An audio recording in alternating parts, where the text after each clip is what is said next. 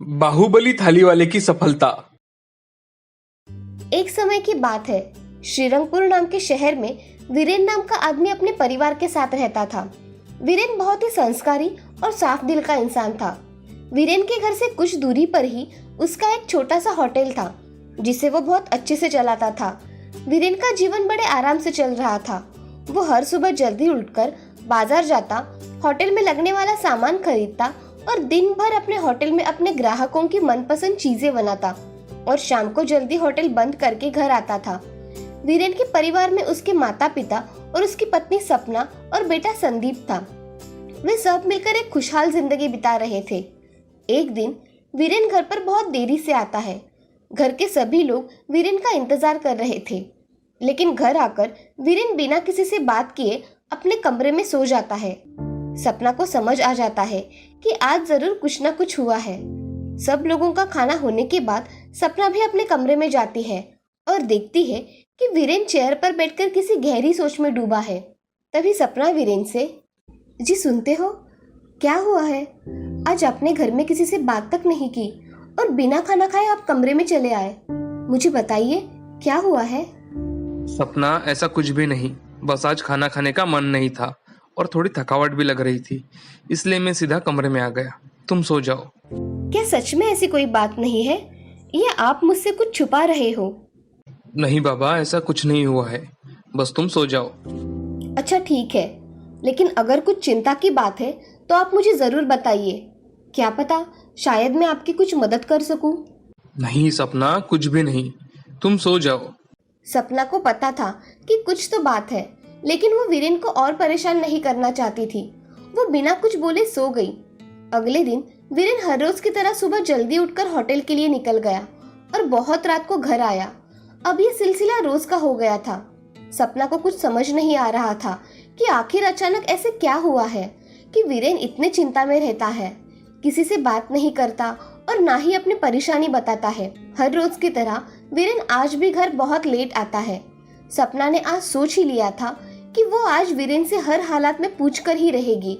सपना अपने कमरे में जाती है और वीरेन से, जी क्या हुआ है? आज आपको बताना ही होगा। बहुत दिन से देख रही हूँ, आप बहुत चिंता में लगे रहते हो। कुछ नहीं सपना, जाओ तुम सो जाओ। नहीं, आज तो आपको बताना ही होगा।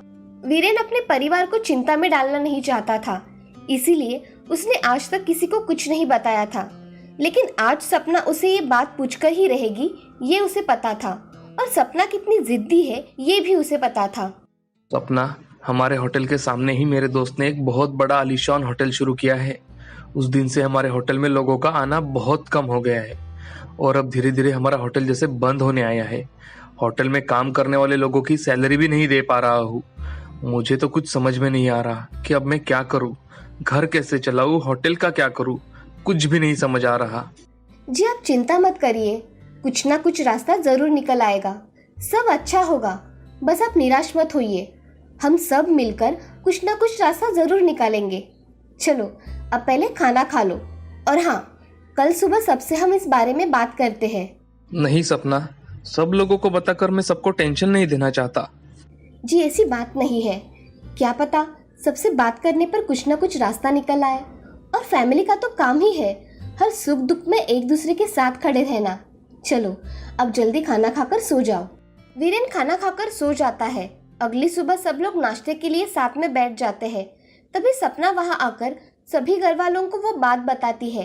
होटल की बात सुनकर वीरेन के पिताजी वीरेन से कहते हैं, बेटा वीरेन, किसी भी होटल के सामने कितना भी बड़ा आलीशान होटल या कौन सी भी आलीशान चीज खोलने से किसी का धंधा नहीं डूबता। तुम तुम्हारे होटल की स्पेशलिटी क्या रखते हो, ये इम्पोर्टेंट है। तुम मेरी बात समझ रहे हो ना बेटे?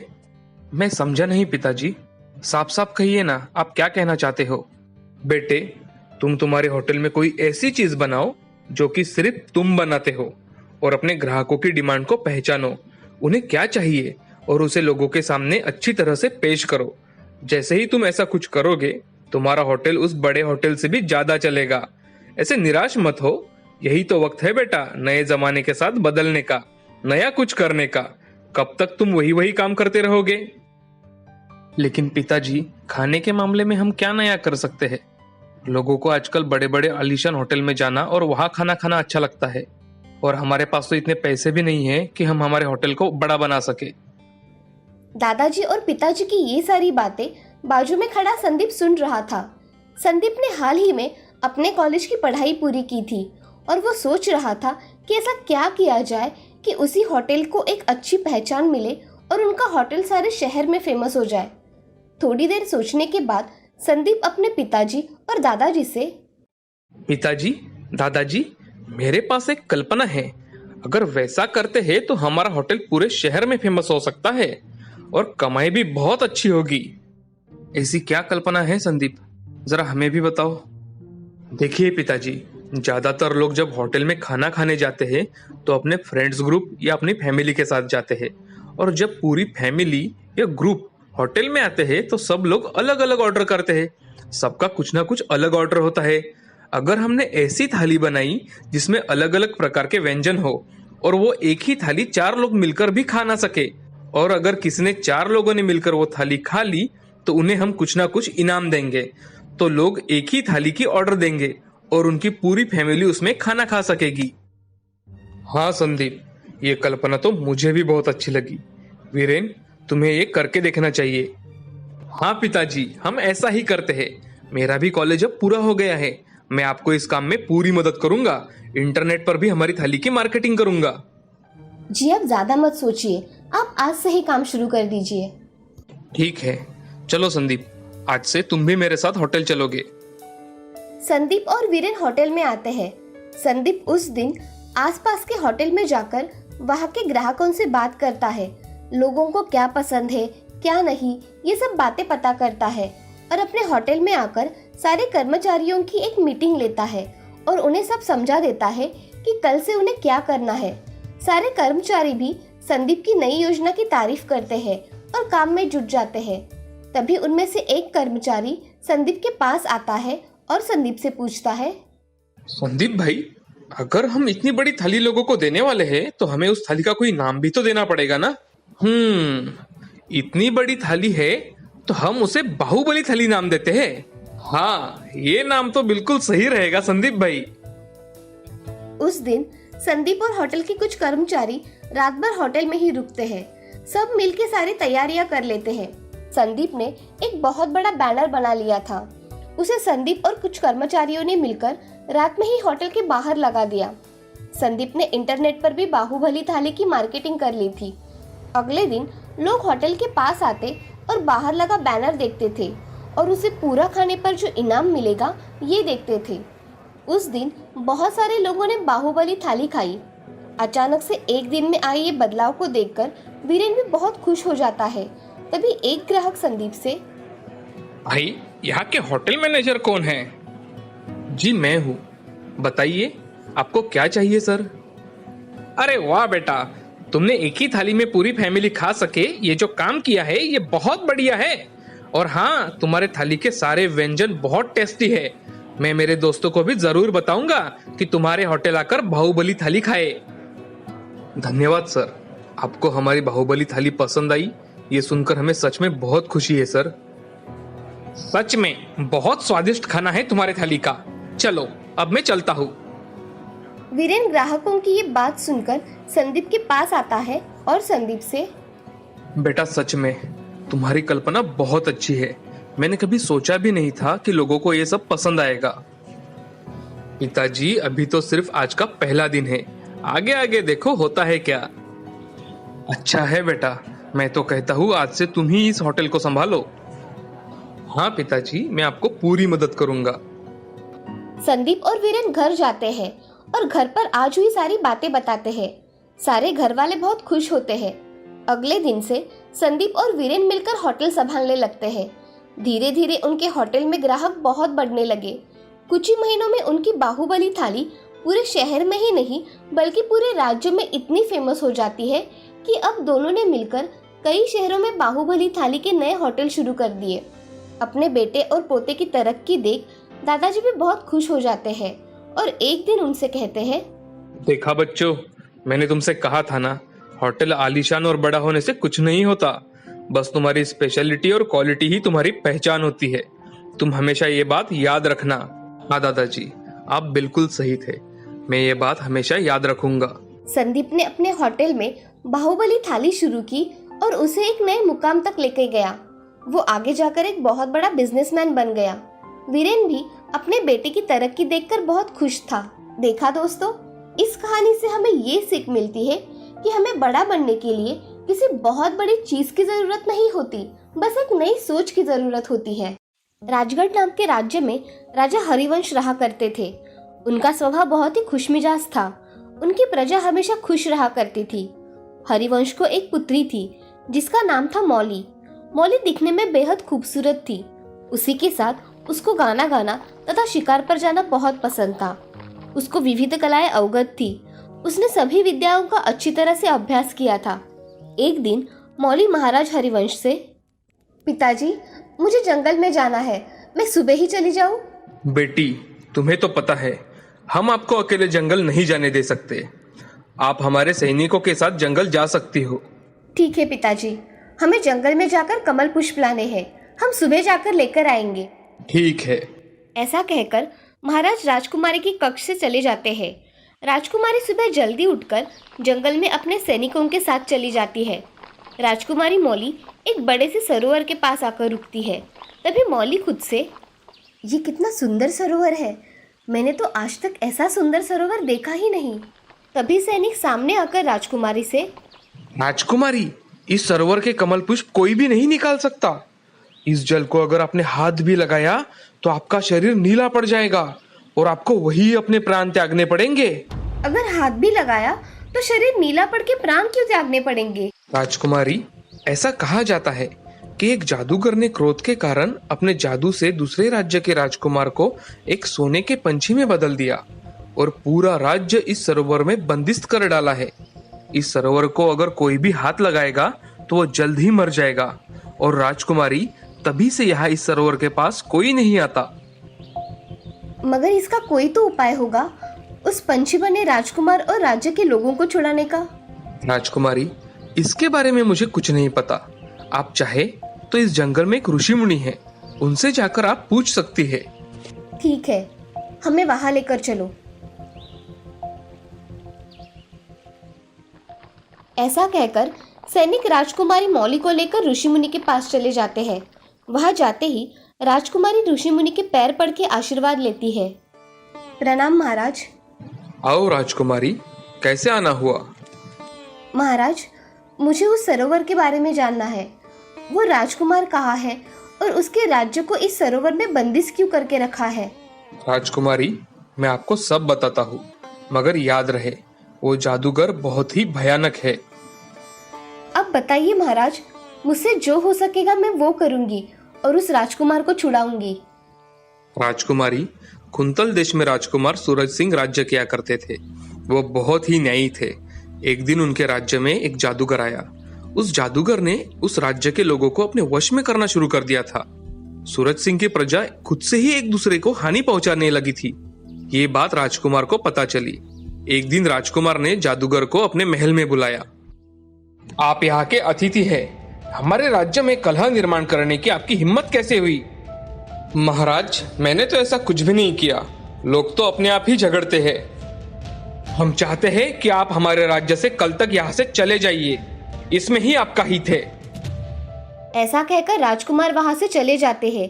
ये सब देख जादूगर को बहुत गुस्सा आया और उसने इस राज्य को एक सरोवर में परिवर्तित कर दिया और राजकुमार को एक सोने के पंछी में बदल दिया। फिर राजकुमार अब कहाँ है? राजकुमार उस जादूगर के पास है। वो जादूगर पश्चिमी दिशा में एक गुफा में रहता है और हाँ, उस जादूगर के पास बहुत सारी शक्तियां हैं। लेकिन उस राज्य और राजकुमार को मुक्त करने का कोई तो उपाय होगा आपके पास। राजकुमारी, अगर आप उन्हें छुड़ाना चाहती है तो मैं आपकी जरूर मदद करूंगा। ऋषिवर, आप मुझे उपाय बताइए। मैं उनके राज्य को और राजकुमार को उस जादूगर के चंगुल से मुक्त करूंगी। राजकुमारी, पश्चिम दिशा की ओर वो जादूगर अपनी गुफा में रहता है। वो बहुत से प्रयोग करता है। वो दिन में सोता है और रात में जागता है। इसलिए तुम्हें उस गुफा में जाकर उस सोने के पंछी को चुपके से जादूगर के नजरों से छुपा कर बाहर लाना होगा। और उसके बदन पर ये जादुई जल डाल देना होगा। इससे वो पंछी से राजकुमार बन जाएगा और तुम उसे वहां से जितनी जल्दी निकालोगी उतना ही अच्छा है, क्योंकि अगर जादूगर की नजर तुम पर पड़ गई तो तुम भी उसकी गुफा में कैद हो जाओगी। अगर तुम पकड़ी गई तो तुम उस पर यह भस्म डालकर अपनी रक्षा कर सकती हो, मगर तुम्हें यह काम बहुत ही सावधानी से करना होगा। जी ऋषिवर, आपने बताया, मैं वैसे ही करूंगी। ऐसा कहकर राजकुमारी ऋषि मुनि का आशीर्वाद लेती है। तभी ऋषि मुनि उसे जादुई जल और भस्म देते हैं। उन्हें लेकर राजकुमारी अपने महल जाती है। राजकुमारी महाराज से अनुमति मांगने के लिए महाराज के पास चली जाती है। तभी राजकुमारी, पिताजी, मुझे कल जंगल में जाना है, कुंतल देश के राजकुमार को छुड़ाने के लिए। मुझे आपकी आज्ञा चाहिए। राजकुमारी, आप चाहे तो हम चले जाते हैं। नहीं पिताजी, मैं ही जाऊंगी। मुझे ये काम खुद करना है। ऐसी तुम्हारी इच्छा, मगर आपको वहाँ खुद का ख्याल रखना होगा। जी पिताजी। ऐसा कहकर राजकुमारी अपने कमरे में चली जाती है। सुबह उठकर राजकुमारी जंगल में अपने सैनिकों के साथ निकल जाती है। ऋषि ने दिए हुए सामान राजकुमारी अपने पास रख देती है और आगे जंगल के रास्ते से पश्चिम दिशा की ओर चली जाती है। बहुत दूर जाने के बाद उस पहाड़ के अंदर एक बहुत बड़ी गुफा दिखाई देती है। वो गुफा देख राजकुमारी खुश हो जाती है, मगर मन में थोड़ी डर भी रहता है। तभी राजकुमारी मन में, मुझे उस जादूगर की गुफा में जाकर राजकुमार को मुक्त कराना है, ये काम मुझे ही करना पड़ेगा। ऐसा सोचकर राजकुमारी गुफा में चली जाती है। राज्य के सैनिक गुफा के बाहर ही खड़े रहते हैं। राजकुमारी अंदर जाकर देखती है तो उसे कोई दिखाई नहीं देता। वो गुफा के अंदर जाने लगती है। तभी उसकी नजर सामने एक बड़े से पत्थर पर पड़ती है। उस पर एक व्यक्ति ध्यान कर रहा था और उसके सामने ही एक सोने का पंछी पिंजरे में कैद था। पिंजरे में कैद सोने का पंछी देख राजकुमारी उसके पास दबे पांव चली जाती है। पिंजरे के पास जाकर राजकुमारी पंछी को निकालने के लिए दरवाजा खोलती है। तभी जादूगर ध्यान से विचलित हो जाता है और उसकी नजर सामने खड़ी राजकुमारी पर जाती है। जादूगर उसे बड़े गुस्से से देख रहा था। ये देख राजकुमारी जल्दी से पंछी को बाहर निकालती है और पंछी को अपने हाथ में ले लेती है। तभी जादूगर राजकुमारी से, तुम कौन हो और मेरे गुफा में आने की तुम्हारी जरूरत कैसे हुई? मैं राजगढ़ की राजकुमारी हूँ। मैं यहाँ राजकुमार को छुड़ाने के लिए आई हूँ। अब तुम्हें भी इसके जैसे कैद होकर रहना होगा। देखते हैं कौन किसे कैद करता है। ऐसा कहकर राजकुमारी पंछी को लेकर वहाँ से जाने लगती है। तभी उसके सामने जादूगर आकर कुछ मंत्र बोलने लगता है। वो मंत्र पढ़ते देख राजकुमारी अपने पास के भस्म को उसके शरीर पर डाल देती है और वहाँ से पंछी को लेकर भाग जाती है। गुफा के बाहर आते ही वो पंछी के बदन पर ऋषि मुनि ने दिया हुआ जादुई जल डाल देती है। जादुई जल डालते ही सोने का पंछी एक सुंदर से राजकुमार में परिवर्तित हो जाता है। ये देख राजकुमारी बहुत खुश हो जाती है। राजकुमार राजकुमारी से, आप कौन है राजकुमारी?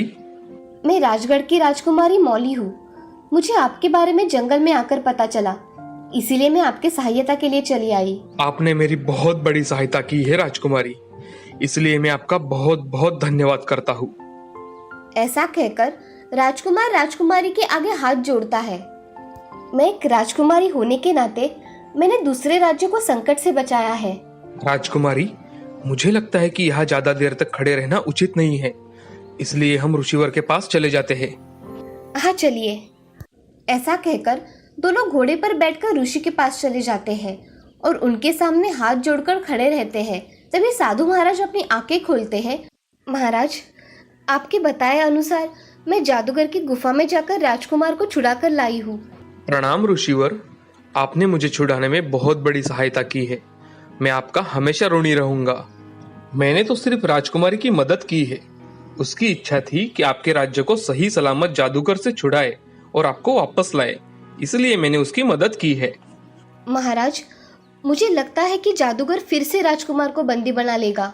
ऋषि मुनि अपनी आंखें बंद करके मंत्र पढ़ना शुरू कर देते हैं और उस गुफा का दरवाजा अपने जादू से बंद कर देते हैं। तभी ऋषि राजकुमारी से, मैंने उस जादूगर को हमेशा के लिए कैद करके रख दिया है। अब वो किसी को कभी भी तकलीफ नहीं देगा और उस गुफा से बाहर भी नहीं निकल पाएगा। सच में महाराज? ऐसा हुआ तो हमें उससे अब खतरा नहीं है। हाँ, अब आप दोनों को जादूगर से कोई खतरा नहीं है। ऐसा सुनते ही राजकुमारी बहुत खुश हो जाती है और राजकुमार ऋषि से, ऋषिवर, आप तो जानते हैं उस जादूगर ने मेरे राज्य को एक सरोवर में परिवर्तित कर दिया है। मुझे मेरा राज्य पहले जैसा चाहिए ऋषिवर। कृपया मेरा मार्गदर्शन कीजिए ऋषिवर। आपको ये जादुई जल सरोवर के बीचों बीच जाकर डालना होगा, तभी ये पूरा सरोवर एक राज्य में परिवर्तित हो जाएगा। मगर उस सरोवर में बहुत जहरीले सांप भी है और सरोवर का पानी भी बहुत जहरीला है, इसलिए तुम्हें संभल कर जाना होगा। जी ऋषिवर, मैं अपने राज्य के लिए सब कुछ कर सकता हूँ। ऐसा कहकर राजकुमार ऋषि के सामने हाथ जोड़ता है। तभी ऋषि मुनि उसको जादुई जल एक बड़े से मटके में देते हैं। राजकुमार वो मटका लेकर सरोवर में जाने के लिए निकलता है। राजकुमार अपने साथ मटका लेकर सरोवर में उतरता है। तभी उसका शरीर नीला पड़ने लगता है। ये देख राजकुमार जल्दी जल्दी पानी के अंदर जाने लगता है। पानी के बीचों बीच जाकर राजकुमार अपने घड़े में से जादुई जल सरोवर में डाल देता है और देखते ही देखते वो सरोवर एक बहुत बड़े राज्य में परिवर्तित हो जाता है। वो अपना राज्य देख बहुत खुश हो जाता है। अब राजकुमार राज्य से बाहर आकर ऋषि के पास चला जाता है और उनसे हाथ जोड़कर कहता है, ऋषिवर, मैं आपका जिंदगी भर ऋणी रहूंगा। आपने मेरी बहुत मदद की है ऋषिवर। उसकी कोई जरूरत नहीं है राजकुमार। अब तुम अपना राज्य अच्छी तरह से संभालो और प्रजा की रक्षा करो। जी ऋषिवर। ऐसा कहकर राजकुमार ऋषि के पैर पड़ता है। तभी ऋषि अपने कमंडलू में से पानी लेकर राजकुमार के बदन पर डाल देते हैं। तभी राजकुमार का शरीर अच्छा हो जाता है। ये देख राजकुमार और राजकुमारी बहुत खुश हो जाते हैं। अब कुछ दिनों बाद राजकुमार महाराज हरिवंश से राजकुमारी मौली का हाथ मांगने के लिए चला जाता है। महाराज, मैं चाहता हूँ कि राजकुमारी हमारे राज्य की महारानी बने। मैं उनसे विवाह करना चाहता हूँ।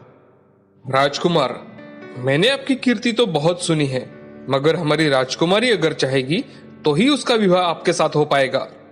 जी महाराज, राजकुमारी की इच्छा अनुसार ही होगा। आप उनसे पूछ लीजिए। जी। राजकुमार वहाँ राज दरबार में खड़ा होता है। तभी महाराज राजकुमारी मौली के साथ वहाँ आ जाते हैं। महाराज राजकुमार से, राजकुमार, राजकुमारी मौली को ये विवाह का प्रस्ताव स्वीकार है। हम चाहते हैं कि अगले ही सप्ताह में आपका विवाह संपन्न किया जाए। महाराज, अब मुझे जाने की आज्ञा दीजिए। जी। ऐसा कहकर राजकुमार अपने राज्य लौट जाता है और अगले सप्ताह में राजकुमार सूरज सिंह का विवाह राजकुमारी मौली के साथ संपन्न हो जाता है। इस कहानी से हमें ये सीख मिलती है कि जिंदगी में हर संकट का सामना डटकर करना चाहिए और हर समस्या का हल निकालना चाहिए।